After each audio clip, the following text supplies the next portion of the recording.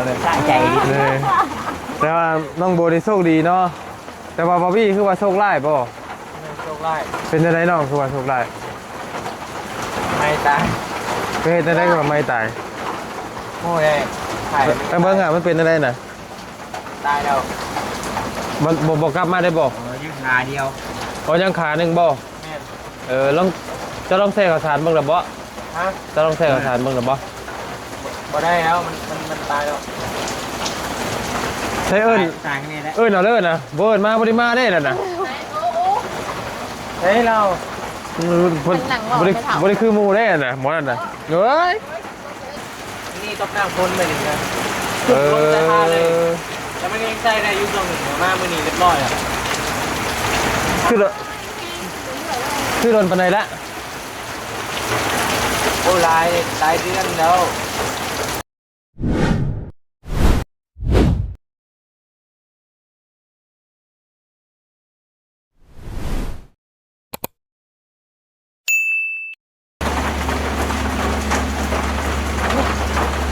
รถคันนี้เนาะพี่น้องเลยมาแต่เศร้าแต่เซี่ยวถึงเลยโอ้เอาพี่น้องเลยเนาะแต่เศร้าแต่เซี่ยวได้มาเล่นเพราะพี่น้องเลยอันว่ารถบาร์บี้พี่น้องเลยเนาะมันนอนพี่อีกบ่เลยมันหมุนหัวเขาละบ่เอาสบายดีสบายดีน้องสบายดีวัดบอเมนเนลโอ้ยพี่น้องเลยมันสบายดีเด้อมันคือมือแทบบัดนี้นี่มาทางบอสละเป็นไงสบายดีน้องต้าพี่น้องเลยเมื่อนี้บอสยาวมากับบาต้าพี่น้องเลยเนาะเรียกว่าเพิ่งใบบุญเพิ่นมานี่พี่น้องเลยใบบุญมีบุญเก้าข่อยยังนำพาอยู่มานี่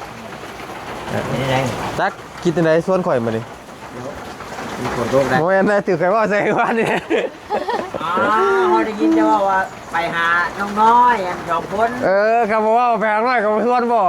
โอ้ตายเอาเล็กหน่อยคำว่าชวนอ้ายแล้วว่าไปพูดอยู่เราพูดเนาะเกี่ยวจักหนาวอยู่ยอดเคยยับไปแล้วนะ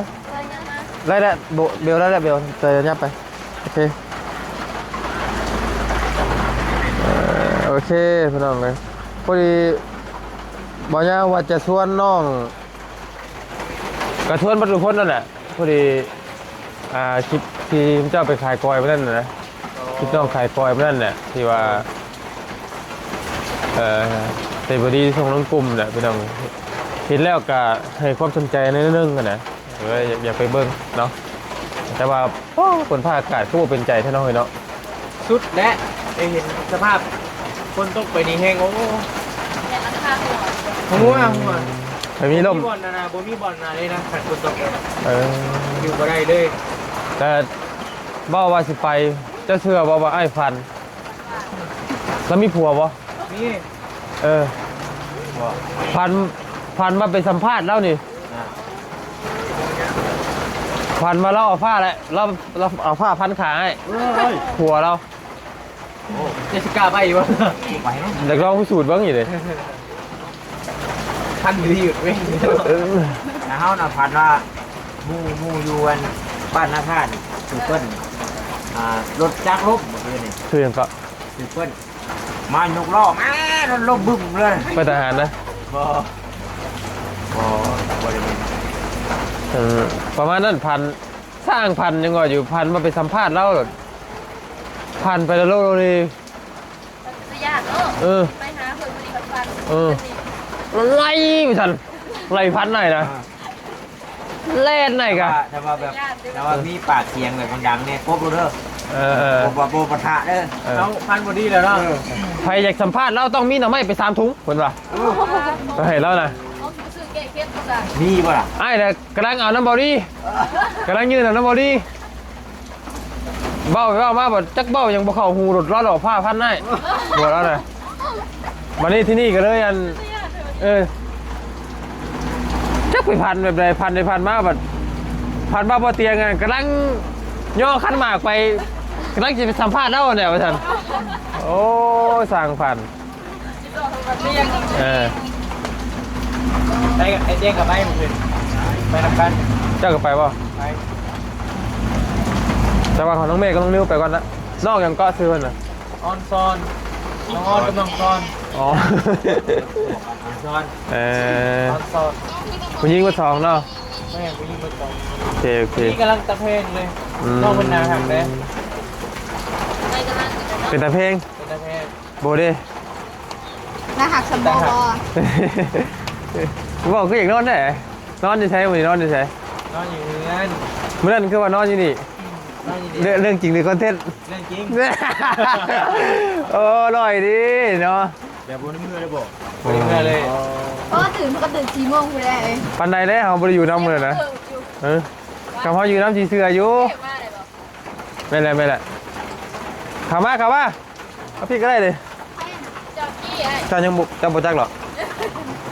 ยังเป็นคนยังไงน่ะขายยัง บอกได้นะคนสติบุรี เดี๋ยวตีบดีกว่า เฮ้ยมันมียังระดับแค่สูงอยู่ห่างแต่ บ่ ไม่ไล่เถื่อนแล้ว แต่ย่อมคนเนาะคนแบบคนหนังที่เป็นชายเวียดนามเนี่ย ก็พาเค้กตลอดนี้ตลอดไปเลยนะ นี่แบบ เป็นก็ค่ะ จักบ่คนเป็นอยู่จักแล้วเนาะ เราเป็นประสาท จักบ่บ่แต่ว่าเราก็ ไปหลักผาสบงหยวดมาใส่ บ่นั่งเลยหลักเอาไปได้ยัง บ่แต่ว่าเราก็เป็นไข่เป็นนาวอยู่จักว่าแต่เราบ่เป็น เรามีไปถามดิถามไปเถอะตั้งก็ไปถามแล้วพอดีได้ถึงพันครับว่าจะไปถาม เอาพี่น้องหน่อยเนาะพอดี ไม่กันเลย ฮะ ไม่กันไป เด้ตอนนี้พอดีฝนตกแล้วก็มาเยี่ยมมายามน้องเพิ่นนิดนึงเนาะพอดีเพื่อนซ่านน้องโบกับน้องเวลนี่ มันอยู่แปรทางแล้วก็ที่ว่ามันใกล้เนาะมันเป็นทางผ่านง่ายกับทางง่ายๆแต่ละคนก็พากันมาแวะกินข้าวกินน้ำมีทงแรงพี่น้องแล้วก็ต่างมาเบิ่งอยู่ห้านเลยเนาะแล้วก็เพื่อนหมู่ไอ้ก็อยู่นี่เลยเพื่อนหมู่ไอ้เพื่อนน้องเพื่อนหมดหมดนี่ประจำไม่บอก เมื่อคืนนี่ก็นั่งเล่นกันใส่กันต่ำๆอยู่เบิ่งลายมือ เป็นไทยเป็นแบบเรื่องอะไร ไอ้หมดนี่เด้จักกี่หรอ โอ้น้ำกระดาษ จักจะงามยังงามทำนั่นแหละ ทำอะไรโอ้เราน้ำได้เลยน้ำได้เลย นั่นเนาะแล้วก็หมอไอ้จักก็หมอไอ้ ฮะ ปักง่ายเด้ โอ้โห หมอไอ้น้อง คุณป้า ฮะ คุณป้า เนาะจักกันบ่ โอ้ทำแพงกันเลย เขาก็ถามอยู่ไอ้ยังมายังกันน่ะมาผู้สาวอ่ะเอาพี่น้องเลยแล้วก็มื้อนั้นเนาะพี่น้องเลยมาสิบ่ถามก็บ่ได้แล้วพี่น้องเลยสรุปแล้วผู้โชคดีนี่คือน้องบูบ่ ด้วย โบวิดไข่บอดี้ที่เก่า แต่ว่าเจ้านี่ฮะ วิดไข่บอดี้เหรอ เจ้าเบิดแล้วเจ้าเนาะ แต่กระบะ ถ้ากระเป๋าเพียงโมเหมือนอ่ะ ปากหัวเลยสะใจดิ เลยแต่ว่าน้องโบนี่โชคดีเนาะแต่ว่าบอบบี้คือว่าโชคร้ายบ่ โชคไล่ เป็นจังไดน้องคือว่าโชคร้าย ไม่ตาย เป็นจังไดคือว่าไม่ตาย โอ้ยถ่าย ไปเบิ่งอ่ะมันเป็นจังไดน่ะ ตายแล้ว บ่กลับมาได้บ่ ยืดขาเดียว เอายังขาหนึงบ่ แม่ ลองจะลองใส่ข้าวสารเบิ่งล่ะบ่ ฮะ จะลองใส่ข้าวสารเบิ่งล่ะบ่ พอได้แล้วมันตายแล้ว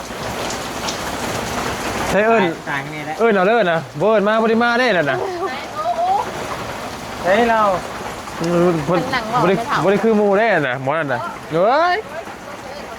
เนี่ยยังเขาเจาะไปกลางอะไร ไปกั้งกันแล้วนะนี่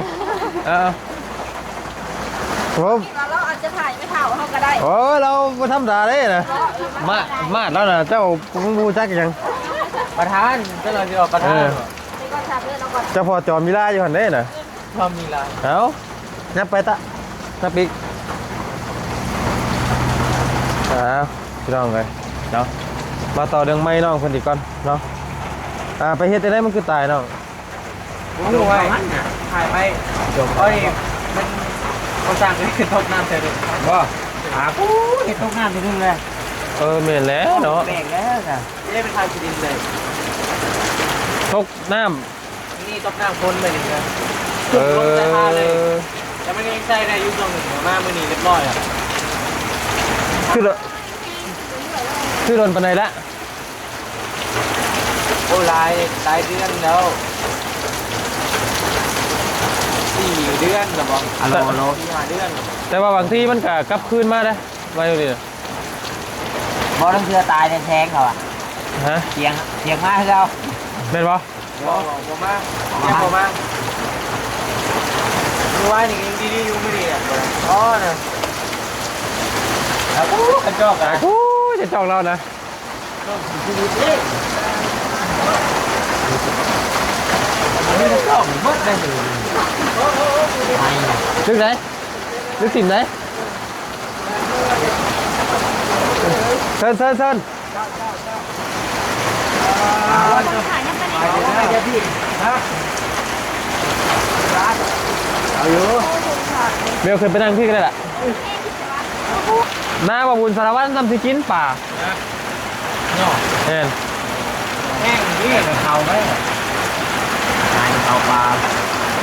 เขาอยู่สำหรับเขาวัดมึงเมียกที่เขาบอกอยากจับเขาอยู่เนาะครับ มาลุยยามมองไปแค่ไหนกินก็เป็นจาก มีบ่ คนหัว ก็ชื่อเลย เต้น ขอให้เบิ่งเด่นเบิ่งข้ามก่อน เบิดมือแล้วผลนะ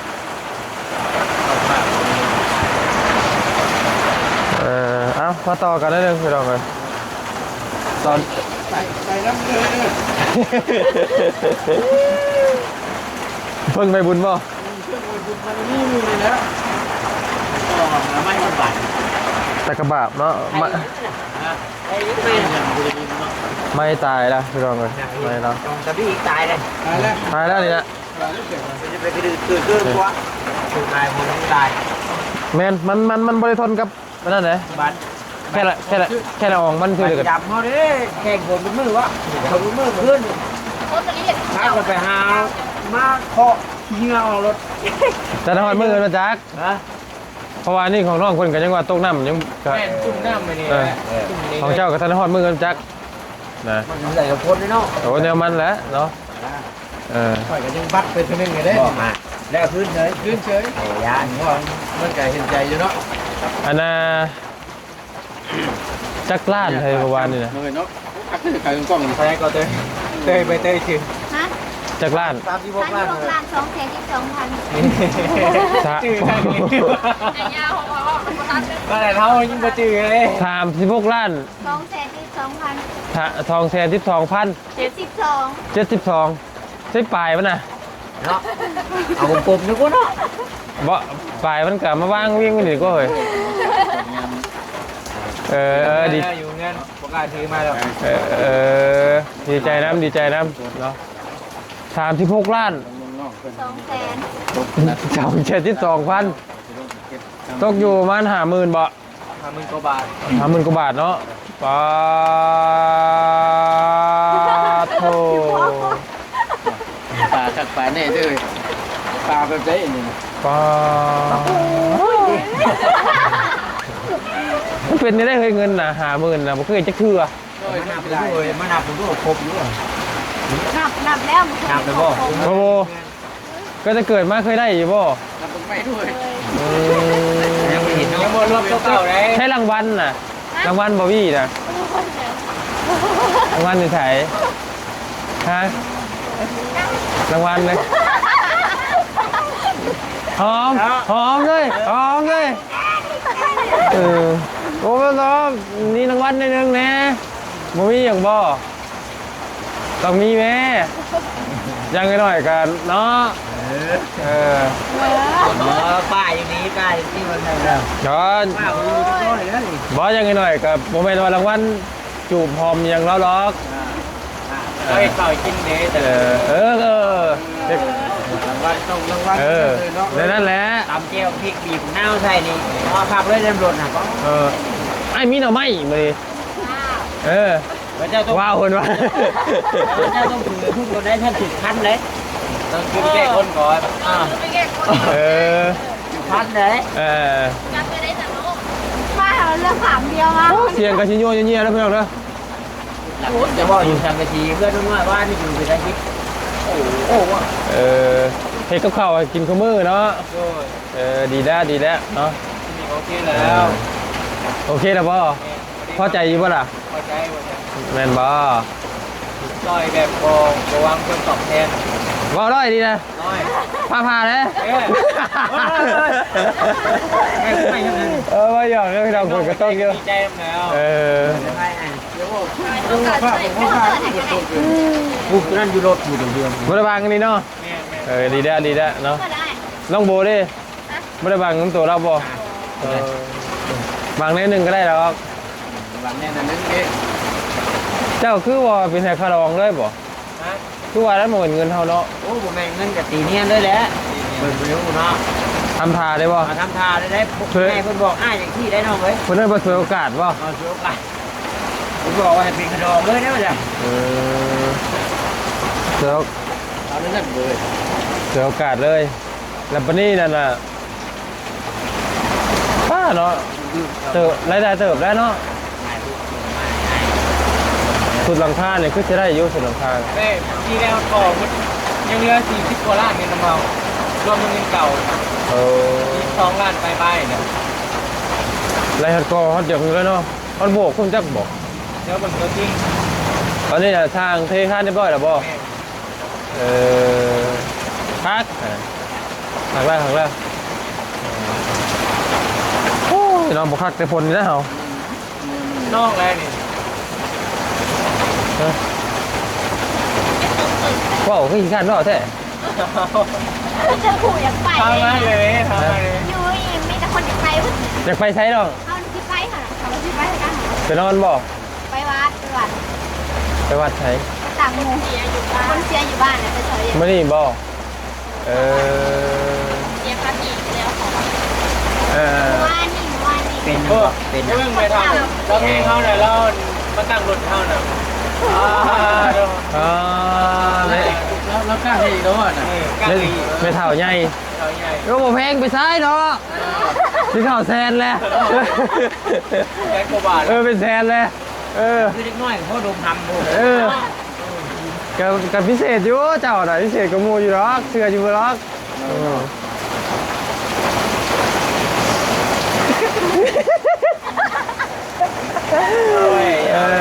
พากันกินข้าวแล้ววะกินข้าวกินน้ำแล้ว หมูโค้นั่นนี่ปะ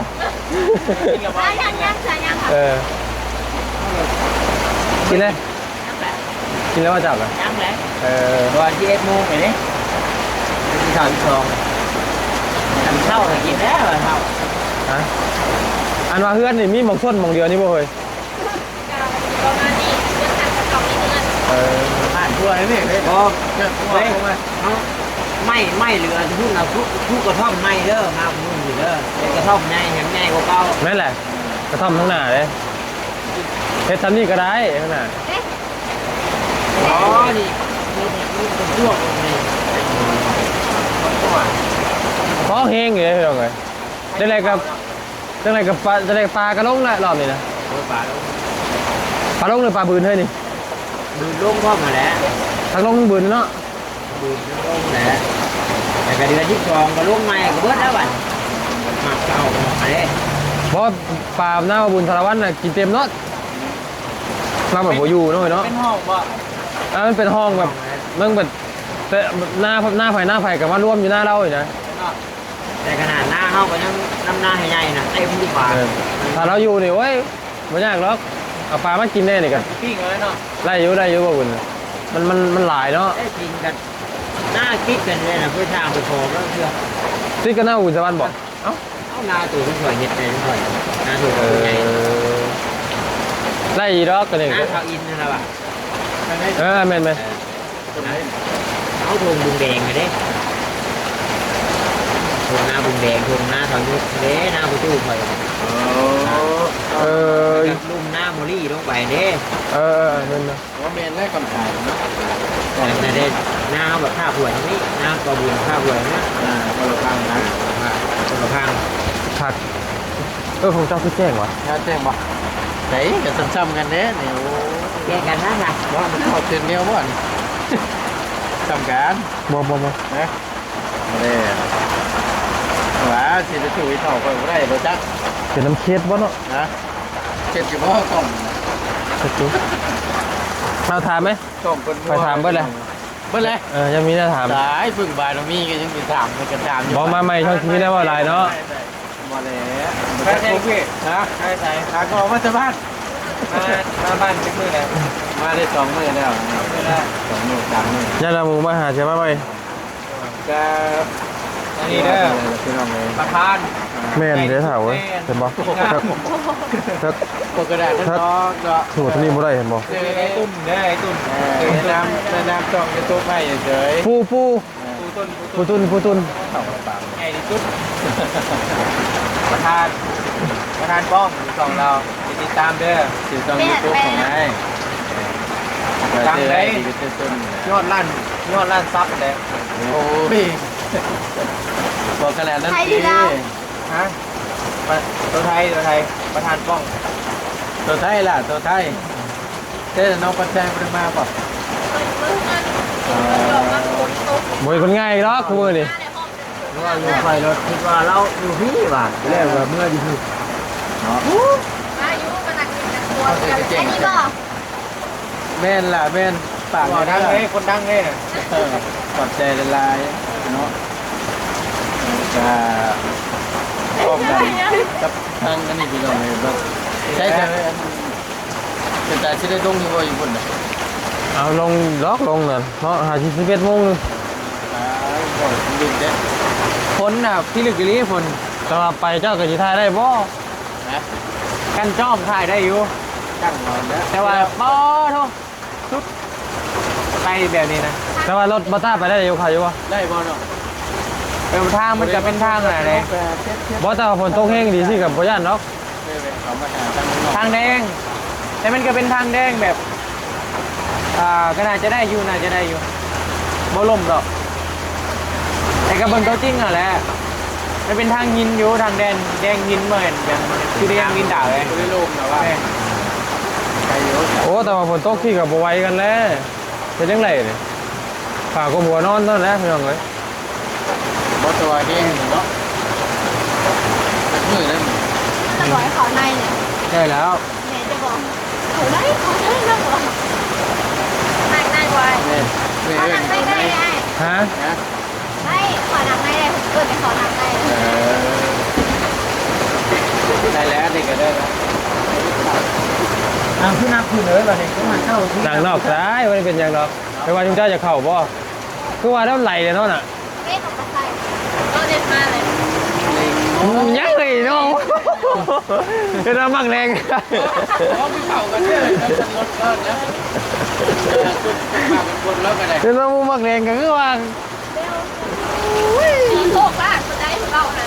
คือเพลงเล็งไว้ก่อนนะ เอาคือบ่ใช่สุดสีแดงอ่ะ สีน้ำทุกแล้ว เออ ว่าท่านน่ะเปลี่ยนไม้รถน้องเลยอันว่าอันใจเจ้าน่ะ เป็นสีแดง มันเป็นสีแดงใช่ป่ะ เจ้าลองกด มันจะเข้ากันได้ นับขึ้นเลย คุยมึงนั่งไปเขาเพื่อนไปบ่ไหวแล้วเฮ้ย มันบ่พอกันมันบ่พอกันนั่ง นี่ดู ตอบได้ โอเคเนาะโอ้ตัว สบายดีวันนี้ สบายดี คนเจ้าที่เป็นชื่อเพื่อนเขาไม่ได้ไปคนเดียว บ่ยังเครื่องบ่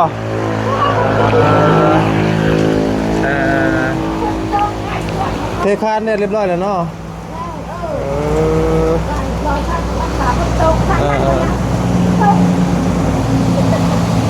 ไม่ยังนี่นะ น้ำยาดีกระเพาะ น้ำยาดีกระเพาะ โดย โอ้เป็นยังเป็นยังโอ้พี่น้องเลย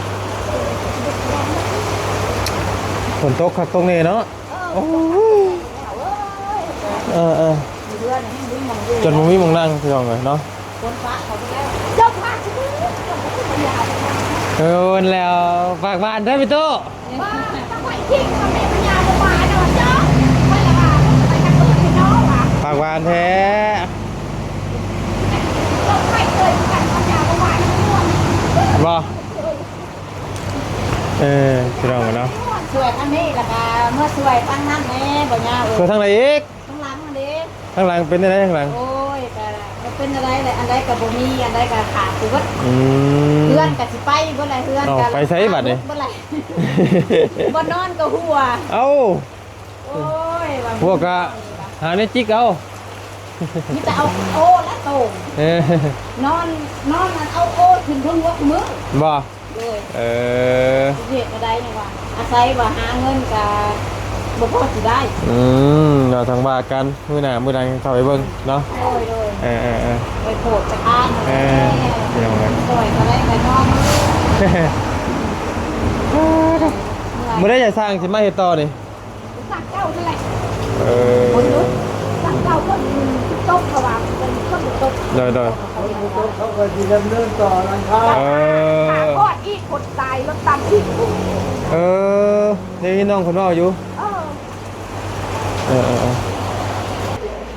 เป็นเอาพี่น้องไง แม่เขามานั่งได้เขามานั่งได้เด้อ สบายดีน้องๆคนทวนขับมานั่งในพี่เด้อ เขานั่งได้เด้อ ขับมาในพี่ไปใช่ไปพาหมูมานั่งในพี่ มาพี่แม่ไม่เยอะเลยโอ้ยอย่างนั้นมันทนอยู่ เอาก่อนให้นะ คนมันก็ทนนะเขาไหม เอาเขา ก่อนให้เลยบอก เคยได้ข่าวมายังนี่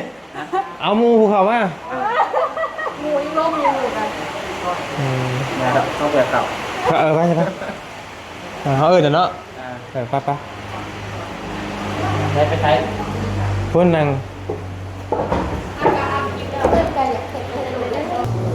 เอาโอเคพี่น้องเลยทีนี้จบคลิปแหละแต่ว่ามาถามน้องเพิ่นจักเด็กจังหน่อยก่อนเนาะพอดีมันที่นี่มันเสียงยัวๆพ่นนะครับพี่น้องเนาะเสียงคนพี่น้องเลยเมื่อได้สร้างเพิ่นมาดำเนินการต่อ ประมาณวันคารผิดหนา เมื่อในวันเนี่ย วันพุธ วันนี้วันพุธแล้วก็เพราะว่ามีคนเสียชีวิตอีกบ่ โดย ก็เลยเพิ่นมันบวกกับฝนตกแน่เนาะแล้วเพิ่นก็เลยเนาะ เพิ่นกับข้าเวียกเพิ่นแน่นะสร้างอีกผู้หนึ่งหั้นนะ อืม ก็เลยได้ถากันหั้นนะ อืม สร้างกับ3 คน ขนาดอันว่าเฮืออันห้านเนี่ยเท่าไหร่นะขนาด คุณเจ็ด คุณเจ็ดเนาะพอดีทำเพื่อนน้องน้อยเนาะทำเพื่อนน้องน้อยหลังนึงที่เราทำกันคุณเจ็ดบ่เพื่อนน้องน้อยพบคุณเจ็ดบ่น่าบ่ฮะเรื่องกันเรื่องเนาะขอส้นหน่อยเด้อขอส้นเป็นสำคัญเลยเนาะ พี่น้องเลยยังดีแต่ว่าผมมีเพื่อนนี่หนึ่งคนเนาะแล้วก็เงิน30 ปลายล้านนี่พากันไล่ร่วมเบิ่งนะว่าไล่อย่างนี้นะ ก็ยังบ่ฮู้เพราะว่ายังบ่ทันได้ไปซื้อเครื่องนี่หั้นนะแต่ว่าก็มีเงินโตะเก่านำหั้นนะรวมกันหั้นนะ หลังคาเนี่ยเจ้าสิใส่เป็นอลูซิ่งบ่คือใส่กระเบื้อง ใส่อลูซิ่งก็ได้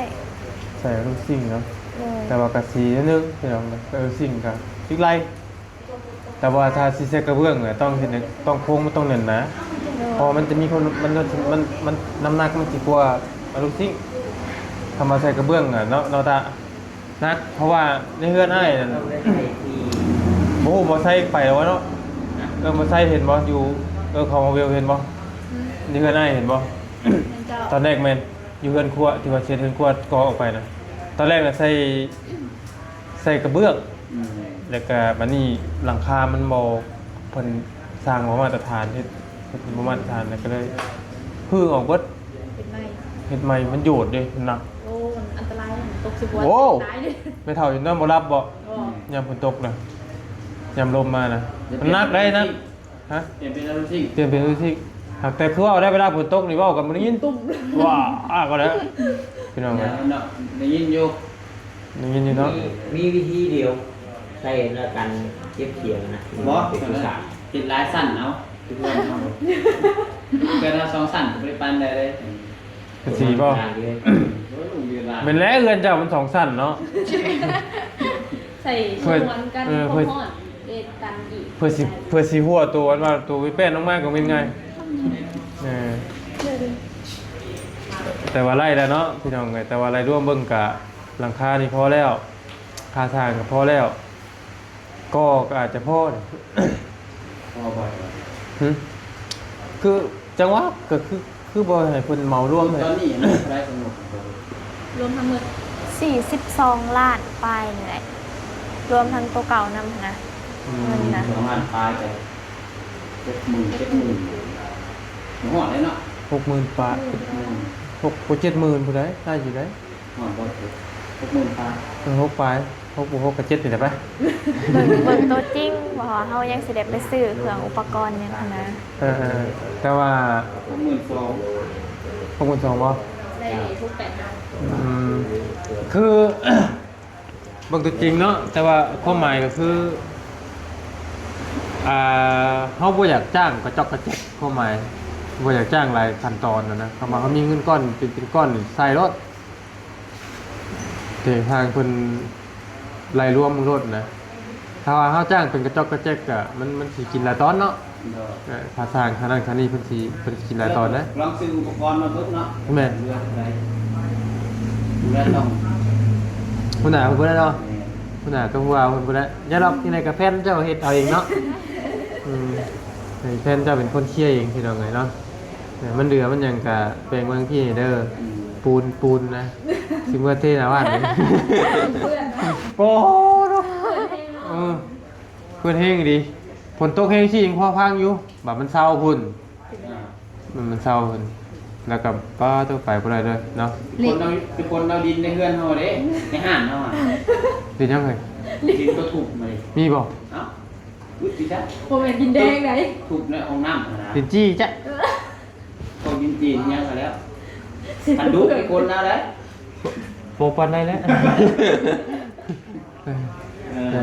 หรือว่าถึงเล็กตีนตัวทอดอีก เล่นกระเหยียบเกือบซอด อ่า อีเพื่อนใช้ผ้านี่ไอ้กระปู อยากไล่อยู่ อันดูอันนั้น จักมื้อไหนเพิ่นสิเฮ็ดทางมาฮอดพี่เนาะยังบ่ฮอดหรอก ทั้งใหญ่ กวดแต่เขาก็ไปตักก่อนสิ โอ้ย ถ้าคนบ่ให้ ชื่อเนาะ ก็เห็นกระตักอะไรเลยเนาะ เดี๋ยว ที่ล่างตัวไป รักกะรักนะ เขาก็ใส่รถไทยเหมือนกัน หมอหลักจมแจ้งพวกเสรีไทยกัน บ่แต่ว่าอ้ายว่าน่ะน่าจะได้อีกหรอก เป็นเสียงเรือน มันเป็นเศษขี้เดือนมันน่ะแต่ว่าขายบ่ เอา อาจ ตัวสั้นคือตักเซนุบาต้าได้มาแล้วมาลงเสียหาย มื้อละ50,000ติ ไอ้บอต้าได้บอต้า โปรตีนบ่ได้เต็มเลย มือละสี่ห้าสอง เออเบอร์เดียว แต่ว่าซื้อบ่กูก็ให้เพิ่นก็เอาแล้วเนาะเรื่องซื้อนี่ซื้อเพิ่นขายแล้วเรื่องขายนะ เนี่ยมันไหน บอกเขาโทรบอกพอเขาก็ได้คือเอารถ ให้พอเจ้า นะอ้าวโอ้โห ทำเรื่องไปดิ โว้ยแล้วคนว่าตักเอารถลูกอันพ่อว่าพ่อพอเสียเป็นเงินรถ พอเจ้าบ่อ้ายแฮกอ้ายน่ะแล้วจะบ่ให้ เอามาสักพอเอาหยาดแล้ว เราบ่ให้เราไว้อันนั้นจะบ่หลายจะบ่หลายอันนั้นแหละน้องโบเด้อ โดย มีแต่วันนั้นแหละให้เป็นหันคำหันคูณต่อไปเนาะขอให้มีผู้ใหญ่ครับผู้ใหญ่แพงขอให้อันโศกมานำรวยอีกคือเก่าเนาะ โดย โศกหล่นทับเพิ่นน้องวิส่งทั้งกลุ่มอยู่ว่าให้เราอยู่แต่ว่า ก็มั่นใจว่าเป็นของน้องโบแหละเพราะว่ามันมองบ่เห็นไผเด้เนาะคำใบตองนี่เบิดแล้วพี่น้องเบิดบุญแล้ว เปิดดีๆบุญกว่า ใบเตยคือ เปิด สิ ดีเขาย่อเศร้าได้ คือสิเบิดแล้วนะใบเตยนี่ แล้วคุณก็บ่ได้ แต่ว่าก็ขอให้โชคดีนะก็อยากได้ไป2คนนั่นแหละเนาะพี่น้องเอ้ยได้ไป2คนเด้อวันนี้พี่ใหญ่ให้พี่เพลงเนาะอันนั้นเด้อเสร็จเด้อเพราะว่าผลมันห้วยเลยสิไปเหมือนกันบ่ เต็มที่แล้วเนี่ย มันใหญ่เนาะ ขึ้นกันเลย ให้คนมีรถใหญ่แล้ว มีก็หาขี่นะครับ พระมันแย่ ให้กะให้น้อง อยู่พี่ก็ได้ครับประเด็นกะคือท้าได้บอกเดี๋ยวอยากไปกับไป เบิร์ดนั่งหลัง กับไป นั่งหลัง นั่งกะว่าได้ เอามีคลิปลงนะเดี๋ยว นั่งกะว่า พอเป็นเนาะ แต่บอบี้นี่ก็อยู่เป็นมัววี่เปิดถามพ่อไม่อีก มาจะไปน้ำพอแล้ว เจ้าจะสิไปน้ำพ่อบ่เจ้าก็สิไปน้ำพ่อเราบ่ พอแล้วไปอยู่ เออ พอพี่ เสร็จแล้วลายเทื่อได้ไปดี โดยสบายดีเด้อ